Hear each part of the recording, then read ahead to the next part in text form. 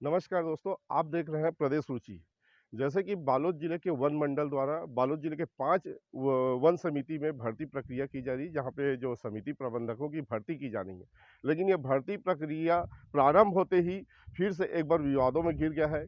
और यहाँ पे जैसे कि हम बालोद जो वन विभाग के जो वन मंडलाधिकारी कार्यालय पहुँचे हैं, यहाँ पे कुछ ग्रामीण भी पहुँचे हैं और यहाँ पे शिकायत लेकर पहुँचे हैं कि यहाँ जो भर्ती प्रक्रिया की जा रही है, इसमें किसी तरह की पारदर्शिता नहीं की जा रही है, बल्कि यहाँ पे नियम विपरीत भर्ती की जा रही है, जिसको लेकर एक विरोध का स्वर देखा जा रहा है। यहाँ पे मेरे पीछे देख सकते हैं, यहाँ पे जो ग्रामीण यहाँ पे मौजूद है, ये लोग वन कार्यालय पहुंचे हैं यहाँ पे विरोध दर्ज करने।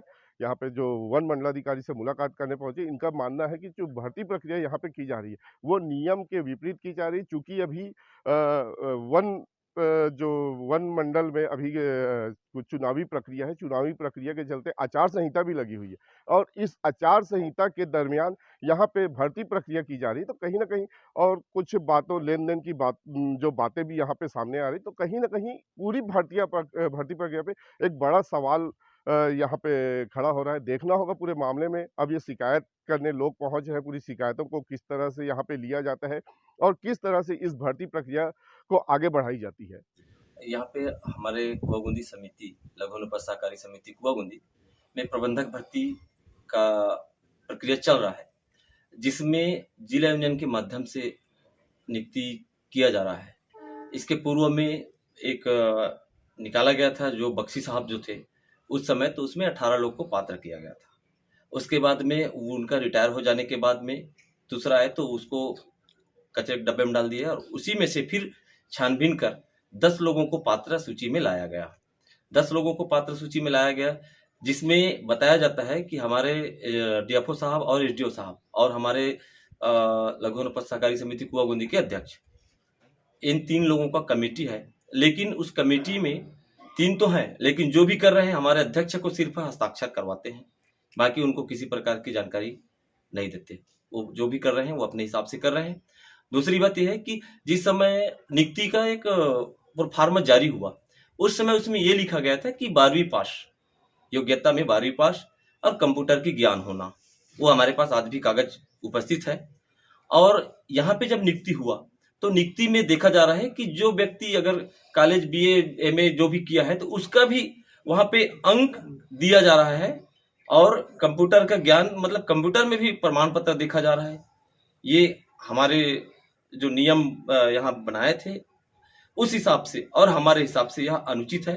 दूसरी बात, नियुक्ति यहाँ से हुआ है जिला यूनियन बालोद से, और हमारे लघु अनुपात सहकारी समिति कुआबूंदी वहां से डिस्पैच नंबर देने के लिए बार बार प्रेशर दिया जा रहा है। इसमें भी हम लोग मना कर रहे हैं कि जब तक भाई नियुक्ति अगर यहाँ से हुआ है तो डिस्पैच यहाँ से करें और हमारे यहाँ से नहीं हो सकता। प्रेशर किसके द्वारा दिया जा रहा है? प्रेशर यहाँ पे संबंधित बाबुओं के द्वारा दिया जा रहा है, अधिकारियों के द्वारा दिया जा रहा है, हमारे अध्यक्षों और प्रबंधकों। तो जो बाबू अधिकारी का जो बताया जा रहा है, किसी का नाम कोई पद है जिनके द्वारा? बाबू हैं, एक साहू जी हैं वहाँ पे और एक सोनी जी है, एक शायद मनोज सोनी है और उनका साहू जी का तो नाम नहीं जानता मैं। किस तरह का प्रेशर, जो दबाव की बात ये सब चीज हो गया है। इसमें आप साइन करो, जैसे अध्यक्ष महोदय बता रहे हैं कि उनको मालूम नहीं है, उनके आने के पहले छानबीन कर लिए हैं और यहाँ पे आप साइन करो। और 27 तारीख तक दावापत्ती का समय भी रखा था, तो दावापत्ती में कितने आवेदन आए, कितने निराकरण हुआ, क्या हुआ, उस पर कोई विचार नहीं किया गया है।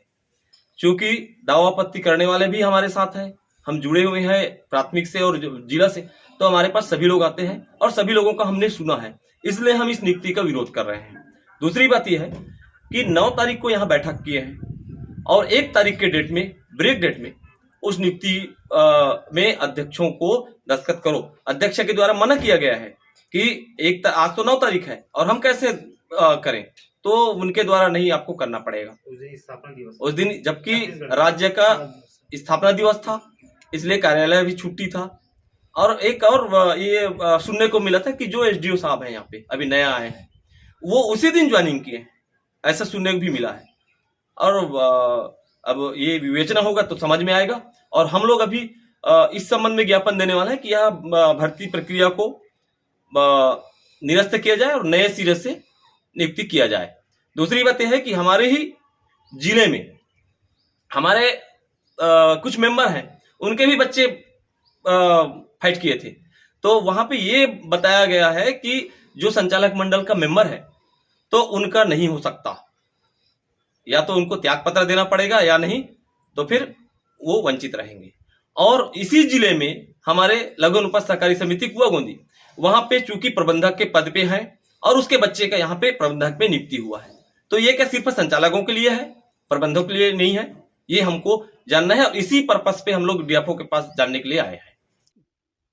सर क्या है, अभी 9 तारीख को हम लोग को बुलाया था अध्यक्ष लोगों को कि प्रबंधक नियुक्ति के बारे में, और यहाँ आए तो बोले कि भाई नियुक्ति हम कर लिए हैं 1 तारीख को डेट में, तो आदेश के कागज में हम लोगों को दस्तखत करवाएं।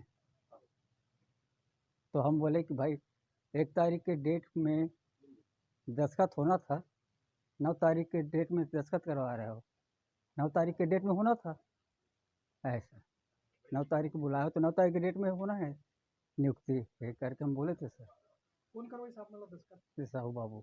अभी जो हो है वो सही तरीका से हो है कि गलत वो तो तरीका? गलत है सर, अब क्या है, हम लोगों ने नहीं मान, गलत है ना। आपके यहाँ प्रबंधक का कहना है?